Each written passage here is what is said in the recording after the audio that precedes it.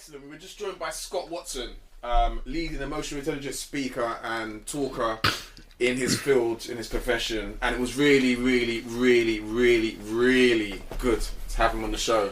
I don't know if I'm sure you guys enjoyed it at home. Gave a lot more perspective to the book that myself, French, and P have been reading, on emotional intelligence by Daniel Coleman. Remember, you're tuned into Fully Booked. That's FULLEBOOKED. Instagram, Twitter, SoundCloud, YouTube, Facebook. My goodness, we're everywhere. Guys, what were your thoughts on the conversation with Scott? Yeah, it was cool. I mean, do you know what? I was going to actually ask another question.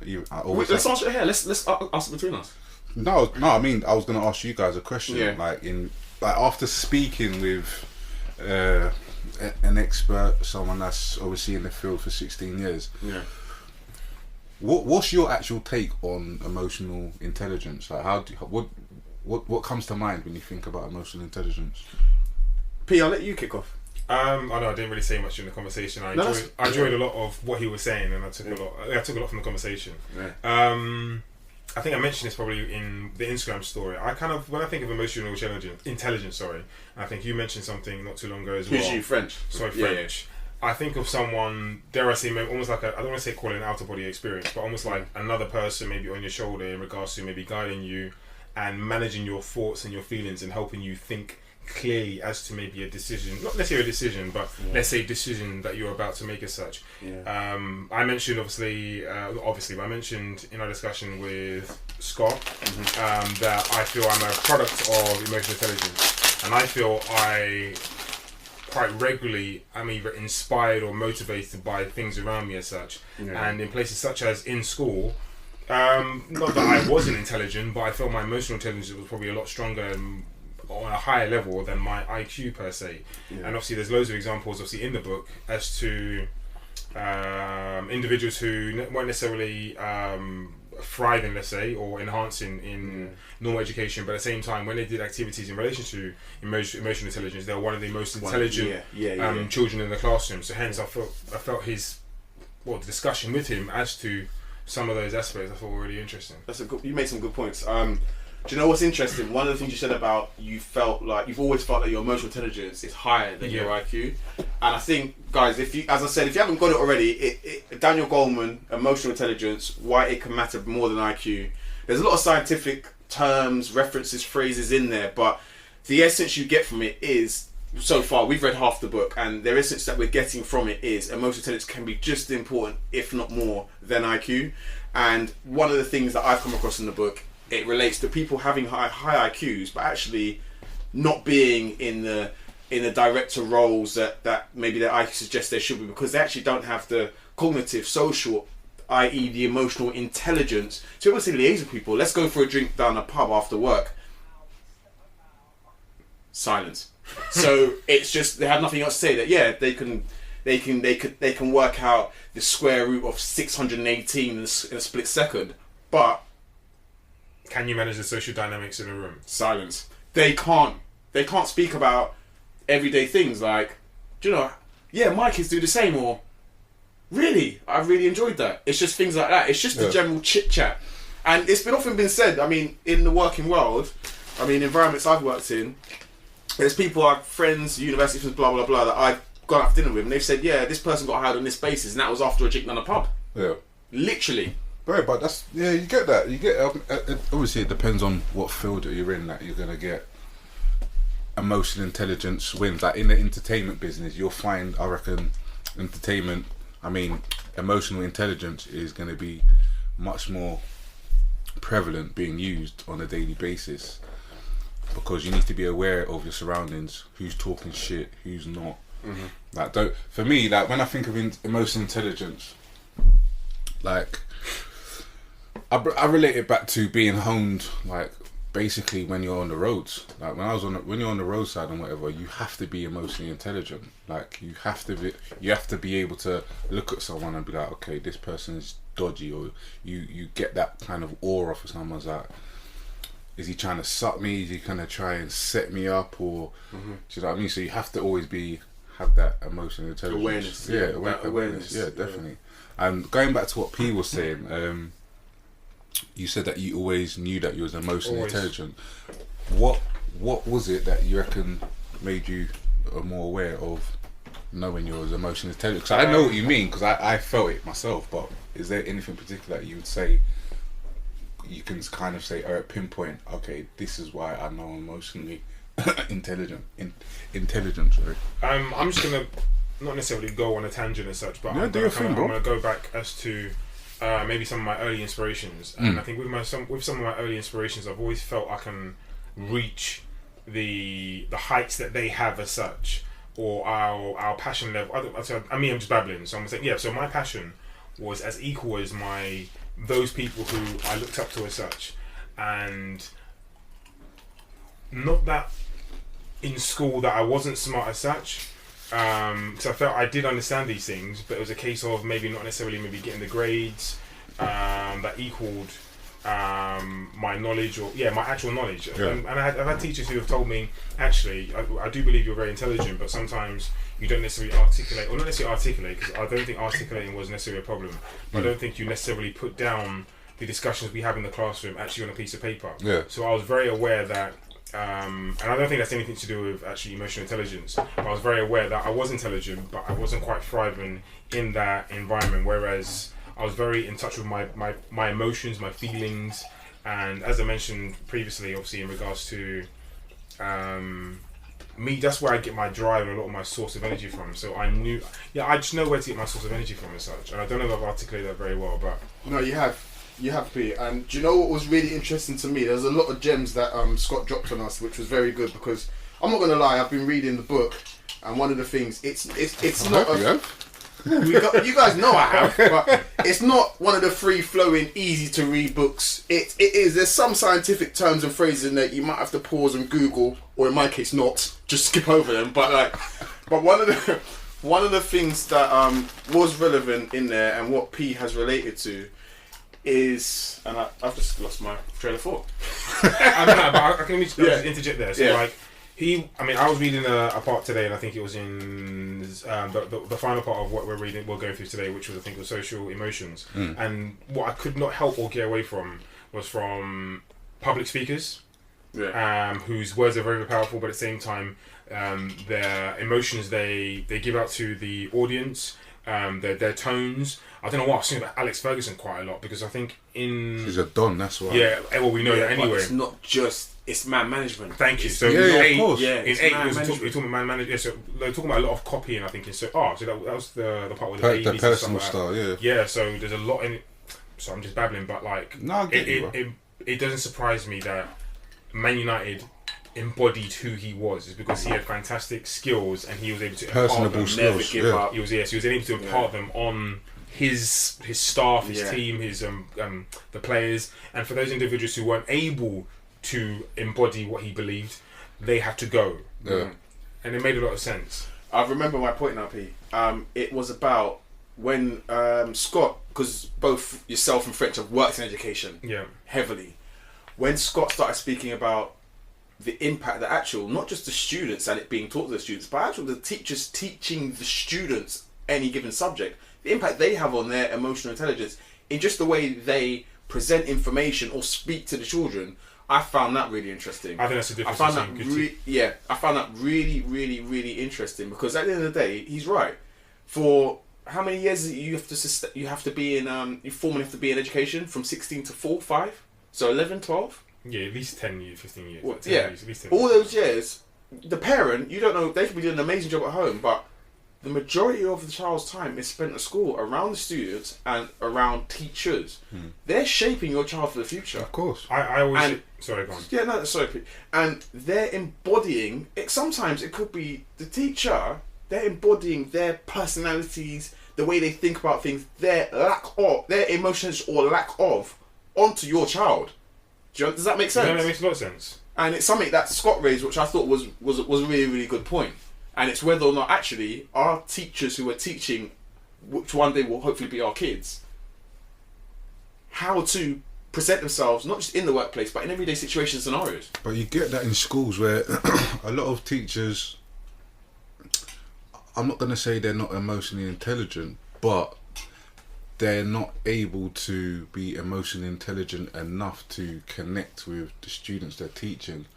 And obviously, as I think Scott explained about the teacher that was having to take an extra hour or so to get to work, and obviously that's going to affect their performance at school. Yeah. So you obviously need strategies so those things don't happen if you are running late, or I think as a good teacher, if you know that's just happening for 18 months, you would have, after 4 months, you would be like, cool, obviously this is going on, let me prepare for it, so I need to get up earlier, or I need to go to bed earlier. So, I mean, when it comes to that, I think, as I think P was going to say, that's what separates your standard teacher from your good and great teachers, because they're not going to, obviously it's hard, I'm not going to say you're not going to bring your personal life to work, but you shouldn't be bringing your personal life to work.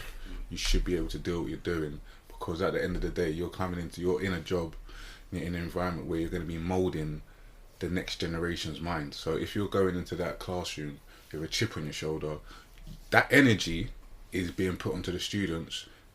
The students are very smart, and probably even more so nowadays when it comes to being emotionally intelligent, because they can sense it. You can sense, I mean, even when we was in school, you could sense when your teacher's pissed off, and you can almost turn the screw if you wanted to. Yeah. And we used to do it. We used to literally make teachers snap to the point where they're crying and running out, getting the head teacher.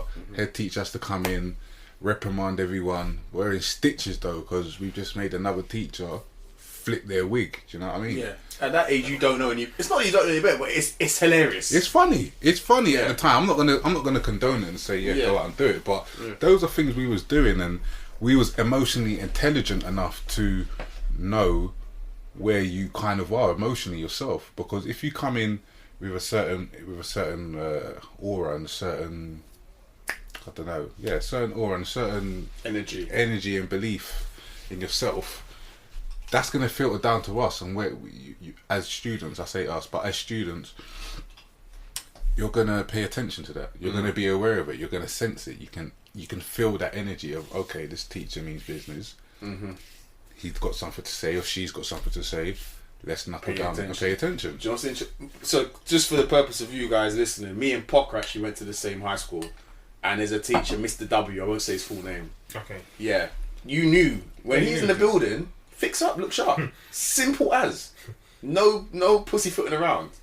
And there's other teachers you knew you can kind of get away with. There's other teachers that not me per se, but you see people have an open flirt with.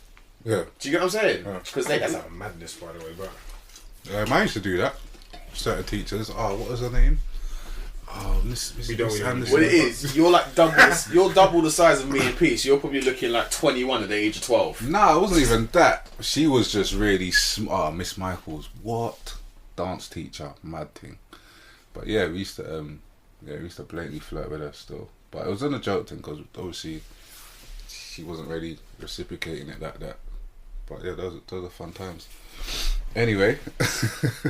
Yeah, I mean, sorry, we're talking about schools. Yeah. I mean, I say this to a lot of friends and stuff like that. People that they really need to understand that, not that they're not actually impacting their children in regards to their emotional intelligence, but they actually have no idea generally what's actually going on in the schools in regards to how the teachers actually imparting their energy, and let's call it energy, their energy onto their child. Let's remove the fact that they're going there to be educated and talk about the emotional intelligence in regards to the way they bond with the child, the way they make the environment suitable for the child to learn as well. And that's before anything's been learned, because I don't want to throw a narrative out there that not a lot is being done in schools, because I think there's a lot of amazing teachers out there. Yeah. There is a part to education where actually, you know what, there's things that need to be worked on, or things that definitely can be improved upon. And I definitely think, from my personal experience, I think there's a lot that can be done in regards to emotional intelligence, because I think I learned at a later stage how to manage either my emotions in order to get this, that, and the third done. Do you guys think you learn from experience as well? 100%. 120%. Cool. I think with emotional intelligence as well, obviously, as you just said, it's a experience and a learning curve. Yeah, it's a learning curve. I just find, I mean, depending on your situations, you learn from those experiences. So you could be around someone and I don't know, like when I think of emotional intelligence as well, I also get that just a feeling, like I'm aware of how you feel. You may not say something, but I'm aware of your energy. Like, you know when someone steps into the room and you just feel an energy, there's an energy shift. Yeah. Like, that's how I think of emotional intelligence. Being emotionally intelligent to tap into that energy and say, okay, the energy's shifted in this room. I don't know what it is. So basically, imagine being at like a house party, old school, and a couple brothers rushing through the door or walk in. They might just walk in.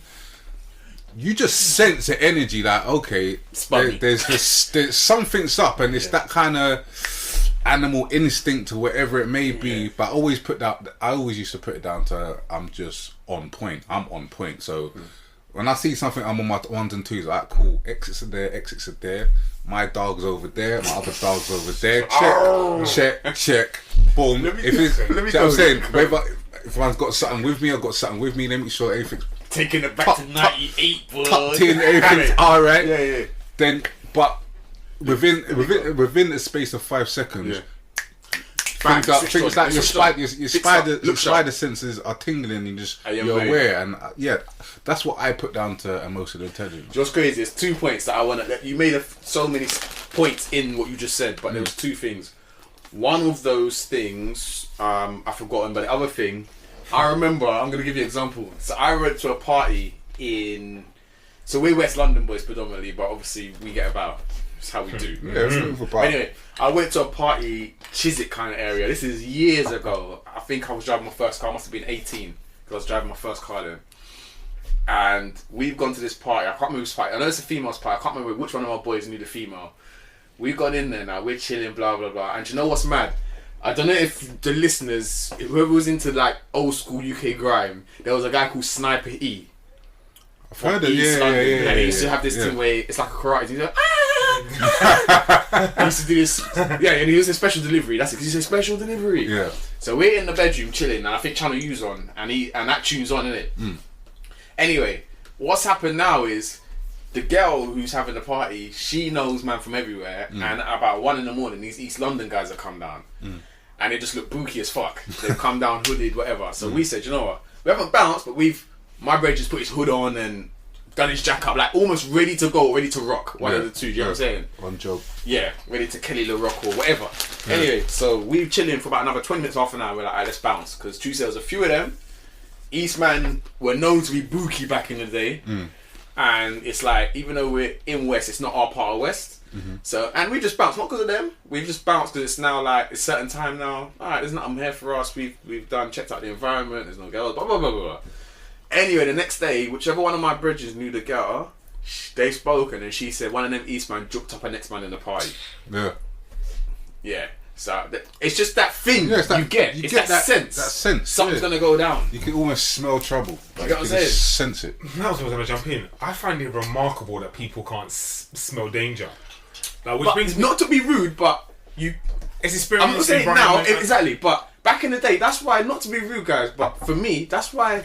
Man used to laugh at them country folk. Sorry, because they just like, when I used to walk past calves, bars, and people are sitting outside eating, and they have their phone on the Don't say, this is what I'm saying. I'll be like, yo, do you know what's going on in these streets? Do you really know what's going on in these streets? That's what I was going to say. Do you like, forget Guy Ritchie, this is Snatch. You know what I'm saying? Like, do you really know what's going on? And I used to think, these guys are too comfortable. Yeah. See, remember when we were in Medellin? And that Colombia, I am mean. And girl lost her camera. Oh, what? So, like, you might tell the story better than myself, so jump in at any point. So, we're having drinks at this bar, alright? It's outside the bar. Outside the bar. Yeah. And furthermore, I'm gonna find Pox, you find a photo, post a photo on Instagram. Oh, there's a photo of us playing the Bagels game. That was in a different city, but I know what you're talking about. That was in that was in Cartagena. No, I promise. I'm going to tell you right now, that was in Medellin. No, it was in Cartagena. I'm telling you, that's where the camera got snatched. I'm playing Bagels. No, not the photo I'm talking about. That's when the camera got snatched. Anyway, let's move on. Right. So the point I'm making is literally, we're all having drinks. We're all having drinks. I think one or two people say, yeah, I'm going to this and the third. Me and Mason, I think we go inside either to get a drink or go to the toilet. And she decides to leave her camera on the table and probably do the same thing as well. What? Yeah, there you go. Yeah, because other people are still around outside that you don't know because you're travelling. You met them a day or two before. Anyway, go on. So we get back to the table and she's like, you see my camera? I'm like, no. And she goes, do you know where you are? Oh my god, I've lost my camera. Blah, blah. And I'm like, first thing I do, I look at Mates and I think, oh, she is magic. She left that camera, like £500-600 camera outside the table in Colombia, the home of Pablo Escobar. Listen, I'm not leaving my camera outside in Knightsbridge. Yeah. And you're in Medellin. My car got broken into in Knightsbridge. What do you mean? See it there? Come on. Stunned, man, that someone would leave their camera. I could believe it. Me and him were joking about this. I mean, very sad and unfortunate, but me and him joked about this for days. I didn't show any emotional intelligence. I tell you that straight. I looked at poker and I was like, yo, that's country folk for you, boy. More money than sense. What is that about? Left your camera on the table in Medellin. Okay. Well, I think coming from the environment that we've come from is those sort of things. We're gonna be, as I said. I mean, as we said, it's experience. Like you experience these things. So, for us, it's normal to be like, okay, well, it's logical not to leave your personal belongings out in the open just because. Come on. For whatever reason, you know what I mean? Do you know what I'm saying? Come on, man. Makes no sense. You don't do them things there. You don't do them things. Man don't do them things. You don't do them things there. Come on, man. Do you know what? Real talk. When I go abroad, I could go anywhere. It could be the same place. I'm on my P's and Q's. It's not my country. And even when I'm here, but to a lesser degree. Yeah, of course. I know a bit more about the law. Yeah. I'm on my P. Come on. You're travelling in Colombia. Colombia. I think you do need emotional intelligence. So that I don't think we got into. I know we discussed it a few days ago, in regards to IQ versus EQ. I think those one of the questions I didn't ask. Yeah. Scott, but what do you think is more important, IQ or EQ? Can I, P? I know you want to talk. Nah, go on. Let me go for it. I'll be quick. Do you know what's crazy? And it's mad. Well, it's mad anyway. But one of the things, I used to. I don't even want to use envy because it sounds like I hate on them. Because I don't. But it's almost like I'm so. Sometimes I come across someone who's crazy intelligent, and I'm like, yo, like, I respect your intelligence. Does that almost make sense? Yeah. I can list like someone like Akala. Yep. Mad respect. I just think he's so. And it makes me proud that he's from a background that I can resonate with. Yeah. But anyone, it doesn't matter who they are. I could just respect someone's intelligence and be like, yo, like, that's crazy. That, yeah, A, it's some part of it is remembrance, so B, you can put it into context with certain conversations. Yeah. See, like, it's just crazy, and I respect that big time. But at the same time, like, I've got a good connection of social people, of a good social network around me. Yeah. And I think part of that is because people know at like certain times of need, or not even in times of need, but other times I'm a man who will respect you, and also I can relate to you and help you with situations because I can reflect what you're going through and maybe offer logical solutions. I.e. show a degree of emotional intelligence. Does that make sense? Mm-hmm. So I think there is a balance required, 100%. Because I've worked in workplaces where you got man and woman in there that are mad intelligent, and you're just. But sometimes I can't fathom what goes through their brain when they make certain decisions. Like emotional, like logical. It's almost like, what about the people? You know them ones. Yeah. It doesn't. I'm just like, what? But I think it mentions in the book. I'll have to find it at some point where you get people that are high in IQ, but their EQ is almost non-existent, and. I know I think he was going to touch on that, but basically, actually, you know what? Let me find it before I even start writing it. Sorry, no. So just before you find it, anyway. I mean, I'll find it whilst I speak. Yeah, go on. I actually personally believe that EQ will take you further in life than IQ. That's my personal opinion. I think there's only so far IQ can take you, but I think in order to, I want to be successful in life, which is very, very broad in terms of whether it's raising a family, friends, and so on and so forth. I think you need EQ. So you know what? Just to kind of touch on that point, there's a excerpt that I'm going to quickly read. That's on page 34, which kind of backs up what you're saying, P. And I definitely agree with what you're saying. Perhaps a freshman with a SAT math score of 500 had better not have his heart set out to be a mathematician. But if instead he wants to run his own business, become a US senator, or make $1 million, he should not put aside his dreams. The link between test scores and those achievements is dwarfed by the totality of other characteristics that he brings to his life. And one of the things that you may see on Instagram or just in passing in different quotes is a lot of A-star students work for C minus or C grade students, and that's because a C grade student, one is can accept failure and be emotionally intelligent and are willing to ask for help, and they'll get someone that's smarter than them to do what needs to be done if they can't do it themselves. What they can't do, yeah. And what you find with a lot, I'm not blanketing and making to say a sweeping statement. Yeah, not all A-star students or A students will be working for someone that's got lower test scores than them. But what you do find is, and I definitely found this in university as well, a lot of those students that were literally A stars and A whatevers, they didn't have no social skills, and because they didn't have the time to almost develop it, because they was always had their heads in the books. I'm not saying it's a detriment, but there was almost no balance. It was one or the other, and they chose the IQ over EQ. And for a C student, I think I'm probably a C student on paper, but I'm academically smart, I would say, but street smart. Additionally, street smart and having those smarts has played a good role for me to do what I'm doing now. Do you know what I mean? So yeah, but I think leading back to what you were saying in regards to IQ and EQ, it's definitely a balance is needed, depending on what your achievements or what you want to do in life will determine whether EQ may be a bit more favoured than IQ, or IQ may be a bit more favoured than EQ. Because if you want to be a rocket scientist, EQ is not exactly gonna put you in good stead of doing that field, whereas being a musician and having to work with other musicians and enable people to get to believe in you, give you a break, you need that emotion. You need to be able to talk to someone. people. You need to be able to socialise and actually read someone and say, okay, they look down, let me say a joke, and do you know what I mean? May change their whole mood up. Whatever it is. Everyone knows it. It's one of them things. When people invest in you, and that's not just musicians, but for some reason, because you mentioned it, they're investing not just in your music, in you. Look at something that's happened just now, recently. Cristiano Ronaldo, Juventus signed him.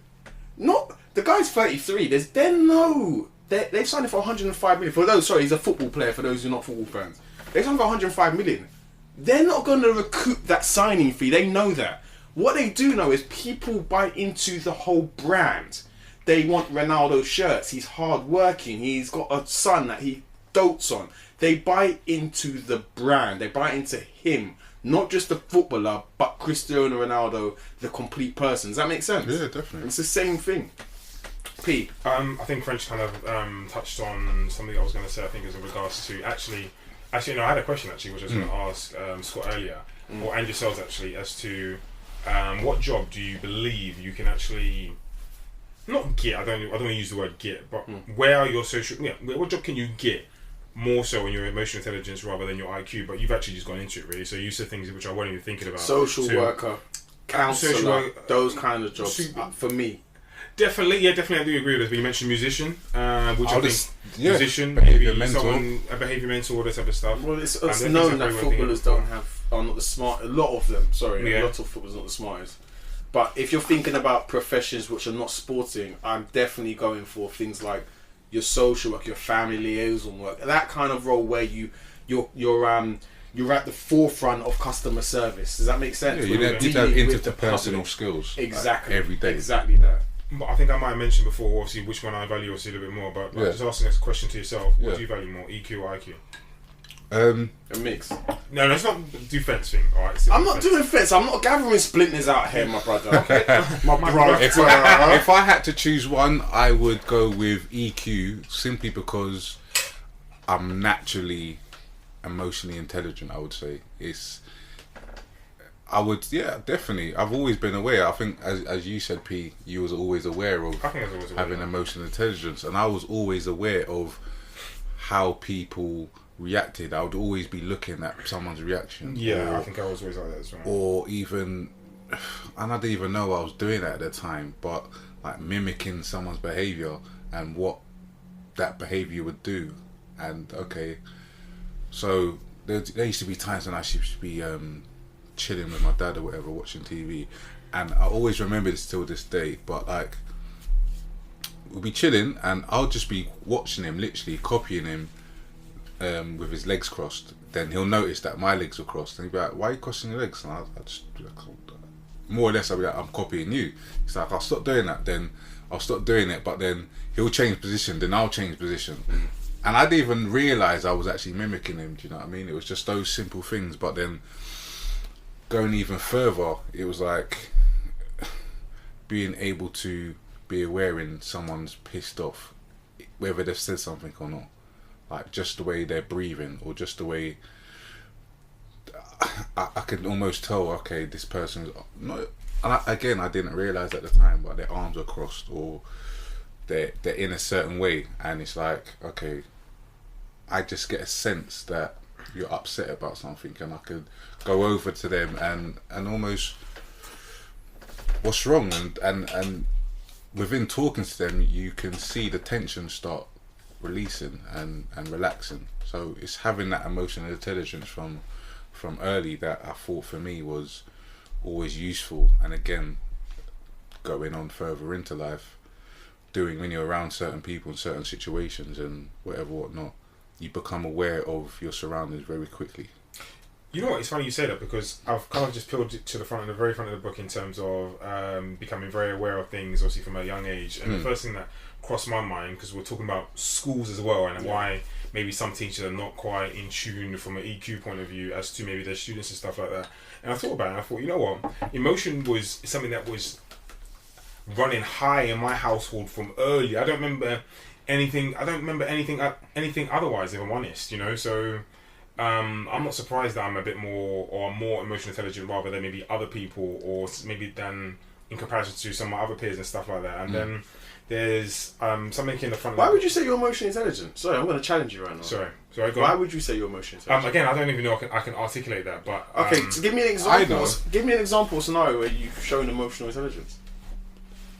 Okay, we had. This is the first thing I was thinking on anger. So we had this good discussion. I think it was last week or Monday. So we spoke about road rage, where we were talking about obviously when I was driving and a guy cut me up or something along those lines. I forget what the exact story was. And then he challenged me. I was angry already at this point, and he challenged me as to, what did he say to me? Do you want me to embarrass you? Yeah. At this point, I'm already angry anyway. Not because he's cut me up or he's been rude, but I'm angry anyway. So he said, do you want me to embarrass you? I'm like, what? And then he said the same thing again. He's with his girlfriend at the time. At that point, I was ready to get out of the car. But then I'm able... Me physically, I'm ready to get out of the car. Yeah. But my conscious or my subconscious... It's not that. It's... I don't know the terms, but there's amygdala. There's something that you process based on the book that you don't have control of in the first instance, but after 3 or 4 seconds of thinking, you can control. Yeah, so like, I've always thought this. So I speak to myself out loud, in my head, all sorts. So a voice would tell me, actually, that's not a good idea. Although you would love to come out and really embarrass him, use his words on him, that's actually not a very good idea. I looked up, camera there, number plate, boom, boom, boom. It didn't even make any sense. And I said, I would love to take advantage of this opportunity. I've just been kickboxing this week, but this is not a good idea. And then you just kind of, not that I got back in the car, but I thought it wasn't a good idea, and I just left it there. But like, even touching on my, not on my point as such, but touching on where I was going was, there was an early passage in the book, and I'll read it just very, very briefly, and I hope it does actually make sense anyway. So 8 youngsters are wounded. So I'll read the passage anyway. 8 youngsters are wounded when an inadvertent bump in a crowd of teenagers milling outside a Manhattan rap club leads to a shoving match, which ends in one of those affronted starts shooting a .38 caliber automatic handgun into the crowd. The report notes that such shootings over seemingly minor slights, which are perceived as acts of disrespect, have become increasingly common around the country in recent years. Now, that was actually just after I think he was talking about he was talking about a few things he was talking about a few things I think which were in a newspaper, and I've actually forgot what I was actually going to say. But no, sorry, I haven't forgot what I was going to say. Going to Aristotle's challenge, I think he says anyone can become angry. That's easy. This is what you mentioned, French. But to be angry at the right person, to the right degree, for the right purpose, and in the right reason, and in the right reason. Sorry, basically for the right way. That's not easy. At the right time as well. Yeah, that's not easy. And I went on to write anyway. I think Aristotle's quote is correct. Likewise, being able to read another person's innermost feelings and rein them in, I think, is also a quality as well. However, I want to add to the context and a little depth to the passage. And I was thinking about, obviously, people with my background, or I'm obviously Afro-Caribbean, African, not that don't claim Caribbean, brother. Anyway. Stop the separatism, man. We're brothers, man. What's wrong with the man, them? It's Trumpism. What's wrong with the man, them? Anyway, conquer and divide stuff. So I was thinking... because... Long story short, me and Pocker are in a WhatsApp group together, and there's been a lot of talk of that this week about African Caribbean, and Pocker's been giving it to the Caribbean. So excuse me? That's why, man. This is a lie. That's why this ain't. I'm not in that group, so tell me more. Go on. Nah, it's all right. It's all right. This is a lie, by the way. Post evidence on Instagram, my brother. You can. I've got no problem with that whatsoever. Actually, I've been very complimentary of anything. So you don't want the yard man them to come for you. No, I've got no problem with that whatsoever. I've not been disrespectful in any way, shape, or form. Anyway, this person's let me not get into that anyway. Alright? Sorry, as I was saying, obviously people from... Aristotle's challenge. Yeah, so people from like an urban background, I'm going to say urban background anyway. Yeah. So people from like an urban background... From the hood.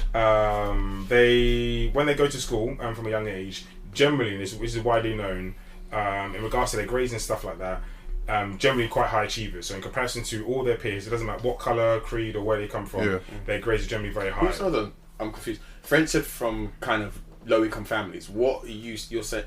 I'm saying the same thing. Okay, sorry. Yeah. But you saying don't matter what this, what that, what... Yeah, it doesn't matter what colour, creed... Okay, cool. What background? Yeah, but creed, same thing. Yeah, I understand. So it doesn't really matter where they come from. Yeah. We're high achievers. Yeah. But high achievers in terms of grades? You get marked in school in primary school. Yeah, I think when going into primary school... Sorry, apologies, I missed that. I had the highest... Sorry. Right, man's grades were high, bro. Right, I missed that. When I went into secondary school, yeah, so got straight into the moment you step into secondary. The moment you go to secondary school, obviously, at that point, my personal opinion is that obviously you become a bit more emotionally intelligent. Yeah. At that point, your life does change. It's a complete contrast, obviously, from being in primary school and high school. Definitely. Go on, your hand up. You can finish your what, but so things that I kind of highlighted, obviously, the things that become obviously problems as to the change of behaviour and so on and so forth, as to obviously the passage as to people being shot and stuff like that, financial, parental issues, your parents themselves having issues in society. Let's not sit and pretend those from obviously minority backgrounds obviously have it a little bit different for those who are from this country, a bit more privileged background. And other things. Look, do you know what? You raised a very good point. I really enjoyed that point you raised there, and it is in the book about the fact that in your kind of primary school, people, it doesn't matter where you're from. You might be from a low income background. Actually, you are an achiever. You, according to what the IQ tests and all that. Yeah, IQ tests or the kind of government testing criteria that is currently in place in wherever you live. We are actually high achievers, and then we tend to, and I put in inverted commas, drop off. It's not that. You're right, you've raised a lot of points, become more emotionally intelligent, you're getting older now, you understand what's going on around you. It's no longer hidden what's going on in your household, what the financial struggles are. I pose a question to both of you. Do you think it's a thing where, especially when you're from a background where, I'm going to get straight to the root of it, money is an issue, where we recognise, actually, do you know what? Or not even money might be a little bit of an issue, but just that you recognise people around you have more than you, like that. It's not them individually, but it's their families can offer them more and provide more support. Do you think that I'm going to say we because we're that's what we've essentially come from. Yeah. Do you think that we recognise at that stage, yo, we're intelligent enough to recognise, yo, money makes the world go round. I need to get this early, bro. 100%. Whereas those who are able to be provided for recognise that, okay, it's not that important because Mummy and Daddy will support me until I get on my feet at say 25. Bro, as soon as you come out the gate, you know like what's going on. Like, as soon as you know when you're poor, bro. Like, yeah, I do believe so. I like, don't get me wrong, when I was young, like, we didn't know what poor was. But when I look back on it now, man was poor, bruv. Like man ain't rich now, but I can tell you some stories that to be like, oh shit, you was poor, bro. I can definitely tell you some stories. 100%. Like, you know what I'm saying? Like, we all have those stories of the crackers for snacks and where there's other things that you had snacks. Bro, I had cream crackers with no butter in that, or that's kind of tough. But or warming up. No, but like, no, man knew they was poor though, bro. Like, man knew they was poor, warming up the house with the oven, like, you know, like that. No heater in the house, so you have to like turn the oven. In the house. Bro, we've had cold water for months. Man's had it hard, Jesus. hard, cuz no toothpaste, use salt and that, bro. Man's had it hard, bro. So man can't tell me, man, it from like the bottom, bro. Do you know what I'm saying? But like, so going back to being in school, you're fully aware that money makes the world go round because you're seeing other people with, like, so you go, like, where we used to pass through Hammersmith Broadway, and Hammersmith Broadway was mad schools, like different school kids. Yeah. So you'll get kids that go to private schools, you get kids that was from the hood. Yeah. There was a mix and blend. So you can tell, like, certain people's uniform was on point, certain people's weren't. Munchies, yeah. You know what I'm saying? Munchies. No, but like, you was very aware that the money makes the world go round. So you'll do certain things so you can get, so like, you go into a Tesco's and rob it clean so you can have something to eat.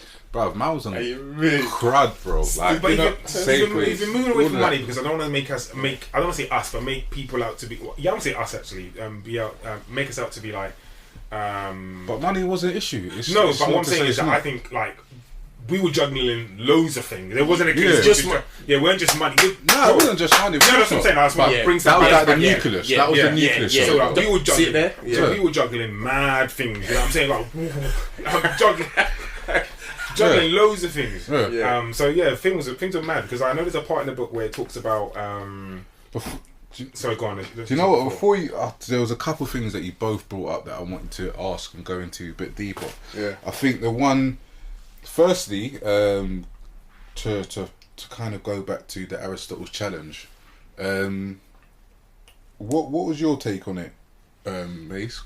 Because I know obviously you've answered, and we discussed it briefly a few days ago. But what was your take on Aristotle's challenge? For the listeners at home, just remind them what Aristotle's challenge was. Anyone can. So basically, Aristotle's challenge is. He says, anyone can become angry, that is easy. But to be angry with the right person, to the right degree, at the right time, for the right purpose, and in the right way, this is not easy. This is from the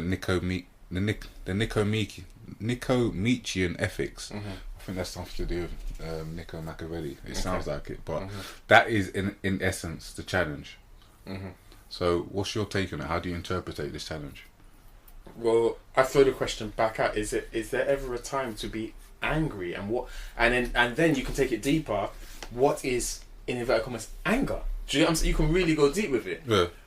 It's hard because, and do you know what? This book, I've read through some of this book, and it actually eventually, because that comes quite early in the book, and then later on down the line, it actually almost states to you, there is a time to be angry, but you have to make sure it's the right time and for the right purpose. And yeah, to kind of answer my own question, I mean, you've brought it up and you've just answered it.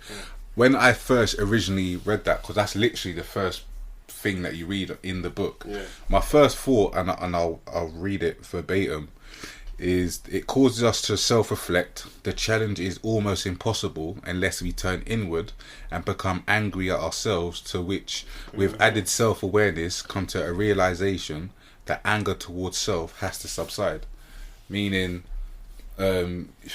it is almost impossible to be angry at the right person at the right time, because if you do then take responsibility for the anger, you holding on to that anger isn't going to help you do anything. Because I mean, there is some people say, well, you can use anger as a fuel, and you can use anger as something that can spur you on to do great things, which is true. Like some many accomplishments are spurred on by anger. You're pointing, so go ahead. No, because Pocker made the point about Alex Ferguson earlier, and I'm sure if any of you out there have read his book or just listened to a couple of documentaries, not just from him but players around him, but players who have played under him, one of the things they said is he knew which player would actually play better when you get them angry. Yeah. Does that make sense? Yeah, of course. Whereas others, you do that and they'll go timid within their shell and they won't play better. But you have to be emotionally intelligent to know that, because that even you saying that reminds me of my childhood when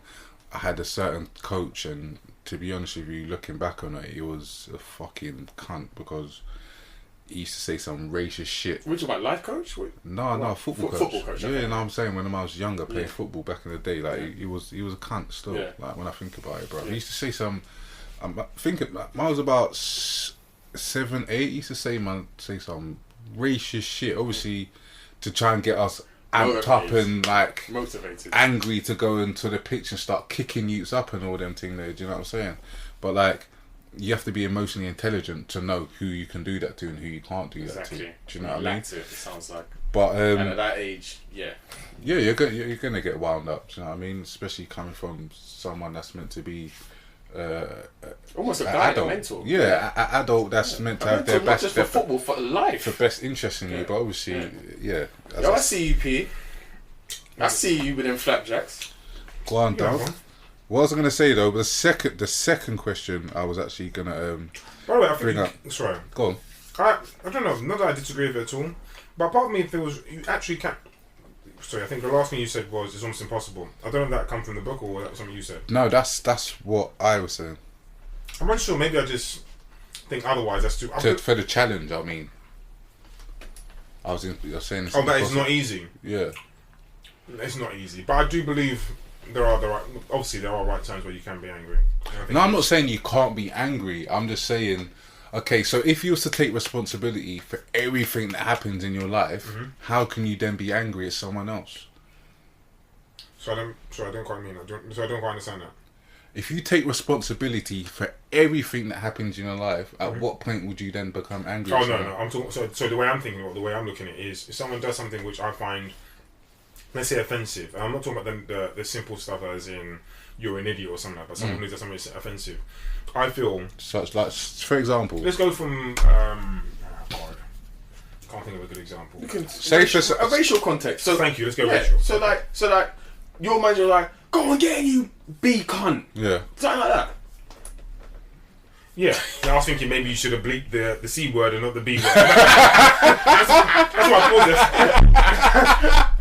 That's what I thought. That was backwards still. I saw pause a second. But anyway, I thought. Yeah, my response. Obviously, there's a degree to which you should respond, but I'm fully taking responsibility for my actions. I think you, as a human being, the person who said that, you should have known. You should have known better. Thank you. But is that going to make you angry? I don't want to say that was a bad example, but maybe that's not the example I was looking for. But I think so. To give it another example, your mum's walking down from the market or the shop or whatever, and someone's stung her handbag. I'm going mad. Are you gonna be angry? That's a problem, not for me, for him. Or I was going to say her, but that's a problem. Yes, I will be angry in the shit. Yeah, it's basic straight out. Of course I'm But by the way, angry. that's not. And do you know what? Yeah, and do you know what? No. Do you know on. what? And for the best interest of that single of me and that person, I hope my mum doesn't recognise their face on who it was. Okay, so alright, just to kind of play devil's advocate, like this person's done what they've done, and then you may go and find out that the reason that they've done it is because their mum is sick in whatever and they've got no money at all, and that was the only way that they can get money at that time and the moment. That's finding out after the fact. I'm not disputing whether you know this before. Obviously, you're not going to know this before. Now I've got a different stance. I'm not going over there now to burst them. I'm going over them like, what you done was wrong. I still need that purse, bag back, and whatever and the content you took. But at the same time, if I was in your scenario, maybe I would go and lick something. So therefore, I can now reason with you a bit better. Maybe I'll have a conversation with you now. Whereas before it was straight head top thing. So do you get what I'm saying? Yeah, no, that's my point. So how can you be angry at someone at the right degree at the right time? Do you know what I mean? Facts. So I don't need I don't think I need the facts. Like, where am I getting these facts from? That's why you're my dog. I don't know where I'm getting these facts from. I mean, I'm finding out the facts. That's why if man violate me, I know I can call. I don't. He's mad. I don't know where I'm. Like, I don't know. Even if I lick their box, I don't even know. So let's remove the me finding out about this, that, and the third after. Okay, someone's robbed my mum. Boom, boom, boom. So on and so forth. For me, I think you need to understand. Yeah, I'm not here to. I don't need to. I'm not going to say you're not going to be angry about it. Obviously, I'm just playing devil's advocate. I think I'm correct. The point I'm making is, I don't think. Can I have my bag back and give the person a verbal dressing down? Is going to do much. That's the point I'm making. I think you need to. I think sometimes people need to feel how you feel. No pun intended. I think people need to understand that, and I think sometimes, I'll be honest, a slap or maybe a little bit more is needed, so the person can actually understand how you feel. And I won't go to the point where the person will be really, really hurt, but you will definitely be hurt. And by the way, I'm very emotional. My emotions, I can rein them in. I'm very much in control of my emotions, and I make decisions. Actually, I've had to make decisions in points in my life. Actually, this is a beating. This is what qualifies for a beating, because he was comfortable with making the decision to be very disrespectful and cross the line. That is where I feel I got my emotions. In fact, let me be honest. I've had people set me up. Yeah. All right, and I've had to sit people. I'm with friends. All right, set me up, and I have to sit there and think, if I let this go, if not even a case of I let this go, is actually he's crossed the line and he was comfortable in making a decision to make phone calls as to actually this is what I believe we or I should do. Actually, I feel these are the consequences of doing such things. If I go today and I go rob someone's house, or commit a crime, they're sending me to jail, all right, and prohibiting someone or putting someone in a box for 1, 2, 3, 4, 5 years. That is physically or potentially or definitely mentally, more so than physically, imparting or hurting somebody. I don't see the difference between giving someone I don't see the difference in the two examples I gave. I don't know if you understood what I was saying. Like, the police are quite comfortable in reprimanding people. I'm quite comfortable in reprimanding people as well. Yeah, no, I'll be honest, I don't need the police to reprimand him for me. And I've been down that road actually before, where I've called the police about something and they've said, "I'm sorry, sir, our resources are... I'm not interested. I'm not interested. I'm not interested. I'm not interested. I'm not interested. I'm not interested. I'm not interested.